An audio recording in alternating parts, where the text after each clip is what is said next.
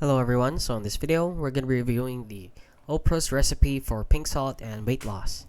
But before we get into that, this is exactly why I made the research guide, so you guys don't have to wait for me to tell you if something is legit or not. So the link is in the description down below for you guys to check out, and with that out of the way, let's get into the review. So right here, we have it pulled up here on Reddit, and this person actually opened up a topic about pink salt.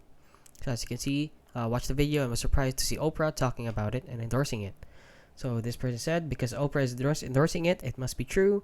And celebrities and influencers have one job to sell you something, whether it's something or some lifestyle. The sooner you realize that, the easier life becomes. So what are the claims? So this person said thinks it's AI generated. I saw the video. It is very obviously AI generated. I too am trying to decide if it's fake, and it looks like it's fake. So if people are having this discussion, so many people are having second guesses about this recipe since it might not be true. So this person said, idiots, this is the dumbest viral shit I've ever seen.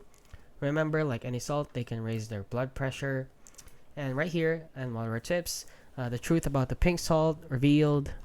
So as you can see, it is a fake celebrity endorsement. The recipe keeps changing, emotionally manipulative tactics, bake and switch marketing, over-the-top claims, and AI-driven long-form videos, scarcity and urgency, and a lot more.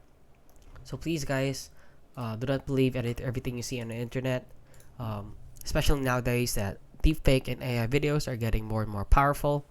And I advise you to do some research before believing anything that is being said.